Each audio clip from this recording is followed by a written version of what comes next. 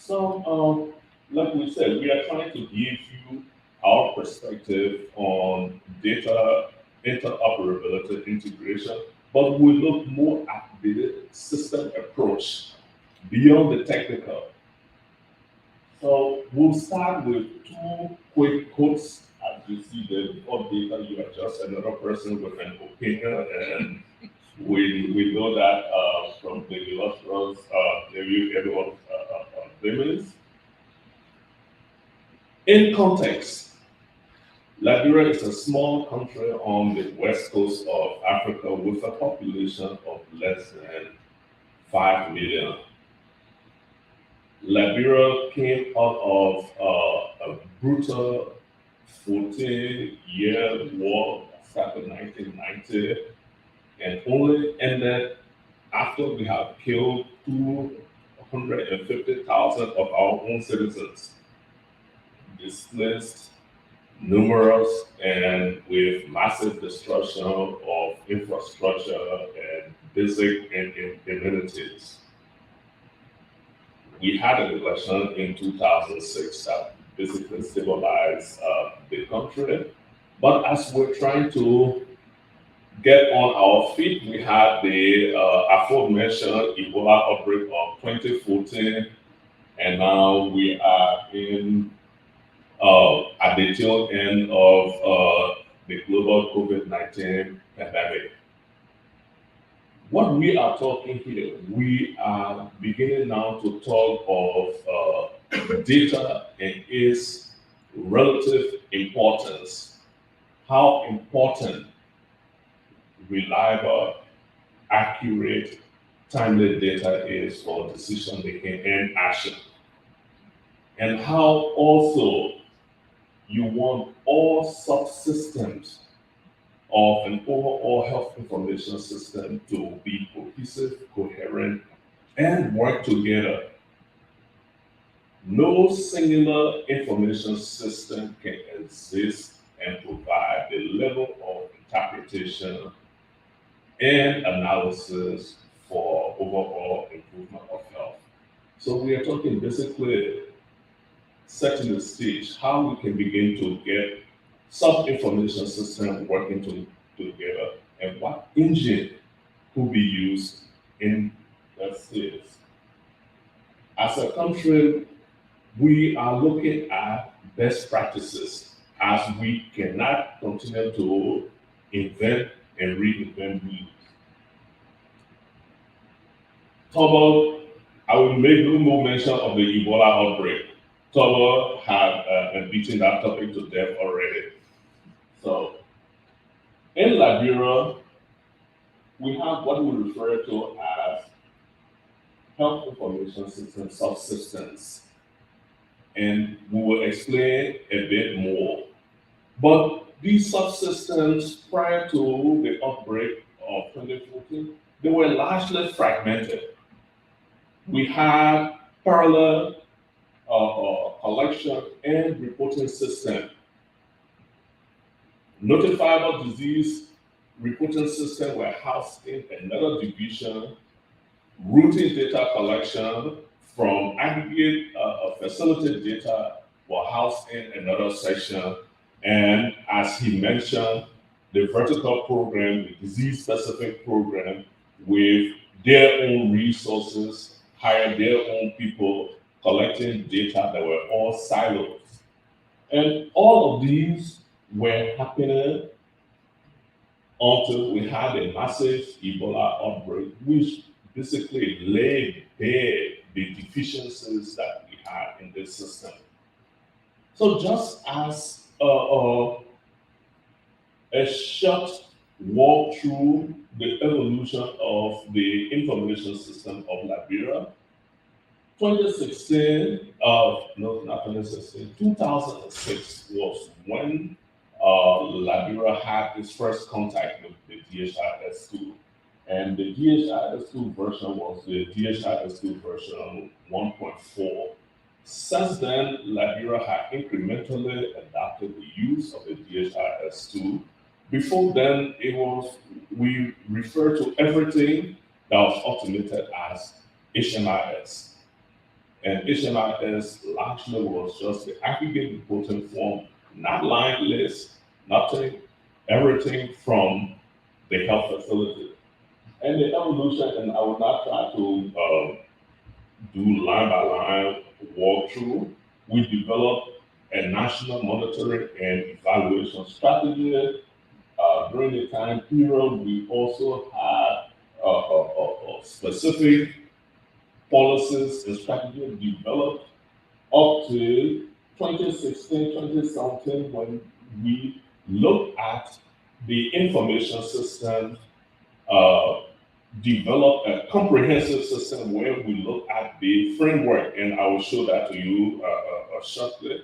We look at all of the subsystems that constitute the overall architecture of an HIS and how we can link all of them together. Repeated mention have been made of defragmenting and now beginning to look at system as one.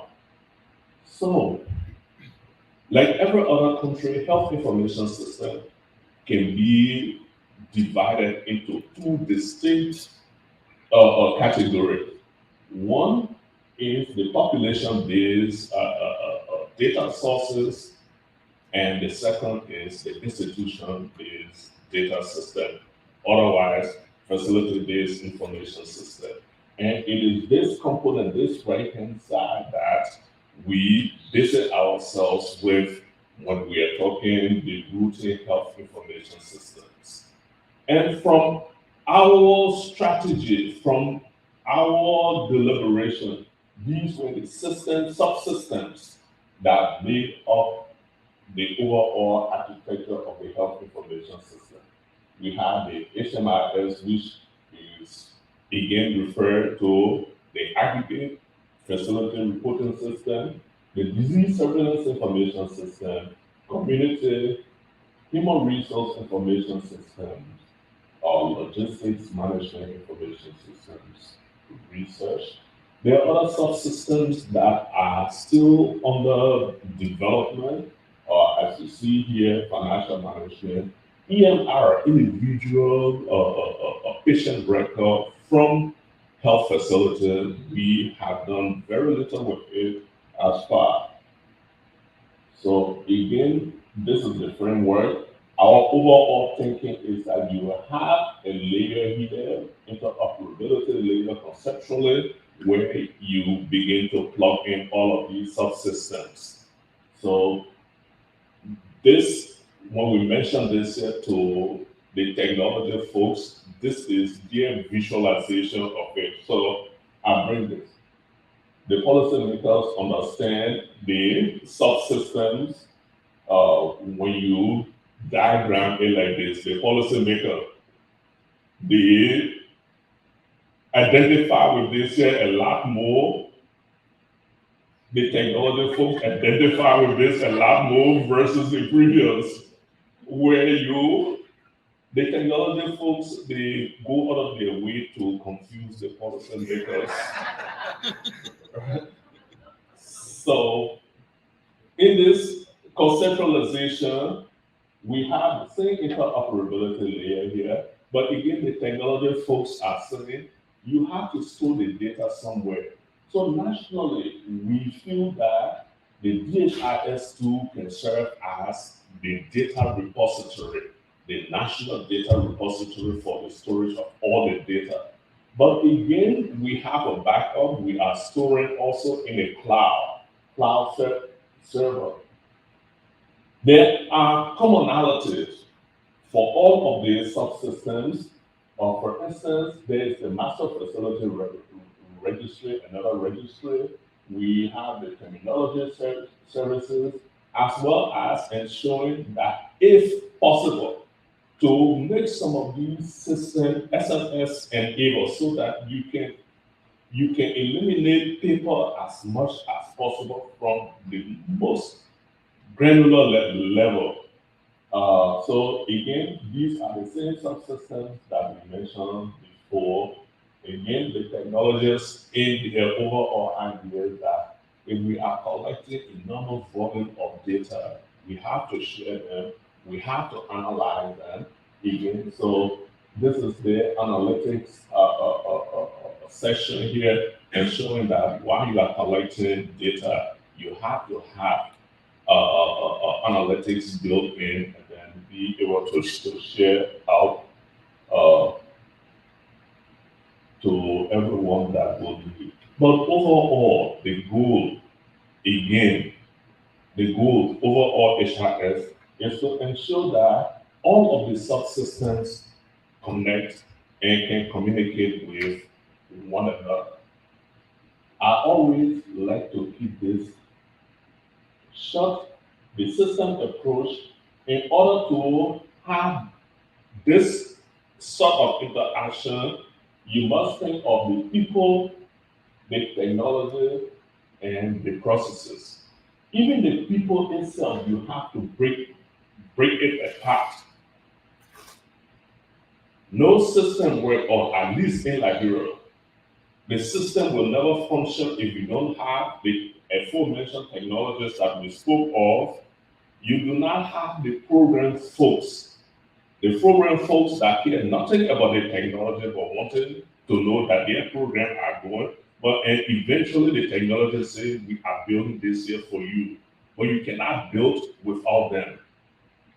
And the third category of people that you need here are the policy makers, the advocates. If you don't have all of these people working in a small room, nothing works. So we have to get this delicate balance together. The people, the technology itself, where you have to look at it, it has to be, quote, built for purpose. It cannot be a system that will work seamlessly in Denmark and you think it can be lifted and brought to Liberia and work. We have to think of that as well. And again, the processes, how people work, the culture. So all of these you built in order to ensure that you have seamless functioning of your system. So when we embark, and we like to call it the phase two of our elaborate work that started since 2016 with pitches along the way, we said this interoperability plan, this roadmap for interoperability, what should we be doing? Firstly, we have to do an assessment of what we have done in the past, where the current system was, and then on paper develop a roadmap. Again, with all the partners involved. The engagement of partners is important because the partners bring the resources, the partners bring the critical thinking around it, the partners also bring the technology. But then the technology will have to be adapted. So those are the thinking, and then the implementation bit by bit. That's the journey we are on currently. And I keep mentioning Chicago because Chicago and the virus system, they are key players. But there are other players also that are there. The CDC, the WHO, the UNICEF, and all of the other partners they are here. And I'm mentioning it also because they pick up the tab to get us here. So, so it's a useful one. Right. So we have that roadmap, we have the implementation plan. And I just picked up one subsystem, the logistics management information system. The one from among them and the work that we are currently doing with it. So we call it the logistics management information system and the engine that we want to power them. The country selected M supply for the management of the warehouses, the storerooms. The country also work, and I said, where's Mahmoud? I saw Mahmoud here. Okay, yeah, there's Mahmoud. We work with Mahmoud and to develop the ELMIX that will do last mile distribution and also account for commodity and stock use. But now, pleasantly, that system, and it will be something that I'll be interested in listening to, with the rapid growth of the DHIS2, Mahmoud and team have now built it on the DHIS2. We'll be pleasantly surprised to listen to that. But again, just as that small example, the ELMIS data integration, the M supply here, we're hoping that they will begin to share key data points where we have the analytics. But the key thing is that since the DHIS2 has been adopted by the country as the data warehouse, we want all such data to eventually transition into the DHIS2. We are also making particular statement because we know that all of the state subsystem will not be built on the DHIS2. So whatever engine will be built for the management of any subsystem, we want an API that will be compatible to the DHIS2. Those are the policy statements that we are making, and we are holding everyone to the fire with respect to. So again, the differences between the interoperability and integration, I will try not to speak of it more, and I will want someone to just throw that question out, and then we see how we can pin Antoine down to further explain to us. Yeah, but again, we are talking of adopting norms and standards, and we want them to be in place. The technical standards as well as the conceptual norms, the ICD-10. We're talking of the National Drug Registry. As we speak right now in country, we are updating the essential drug listing in accordance to accepted international standards, as well as developing a treatment guideline. The master facility registry, I won't talk of a special breakout session later for that. But these are use cases. We talk of the ELMIS and the M supply already. Another use case is we have the HMIS that collects mobility data, but it is being done separately in the logistics management system accounting for commodity use. How we begin now to compare mobility data with consumption data, that is another form of integration use case that we are exploring and we keep making mention of. Now, let's go to now. We are at the point where I like to stress and make mention of the strong linkage to the National Health Information System. We have some parallel efforts that have been made by partners that will just helicopter into the country with no interaction or very little interaction with the national HIS and set up something. And that whatever is being set up will run for some time, utilize whatever capital, and after a while it just dies away. And we feel that this isn't something that should be going on because it does not tell well for the donor that funds it in the hundreds of thousands and possibly the millions.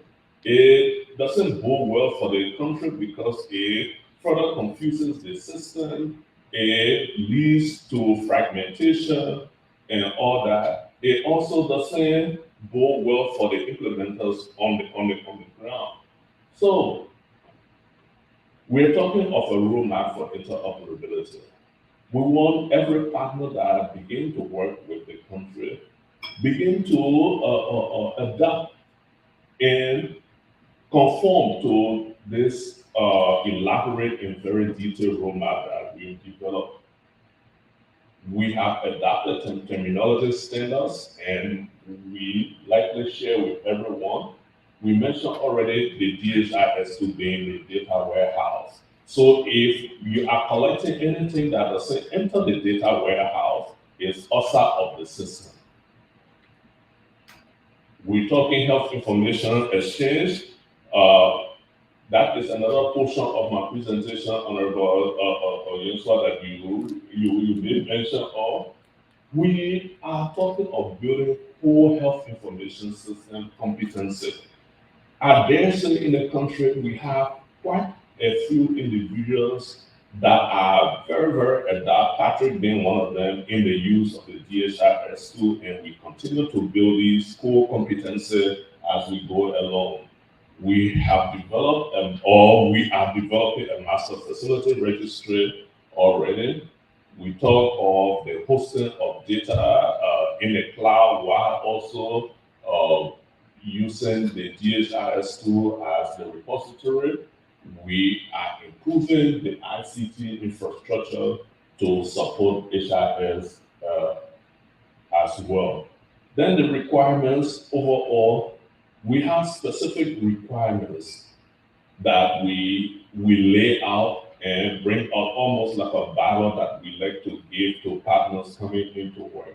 We say everything that we want to do, they should be relevant to the Liberian context.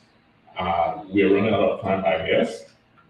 And secondly, whatever technology, let it be capable of functioning in all settings, not only in the capital Monrovia where you have electricity. It should allow for fast reporting and response to public health events.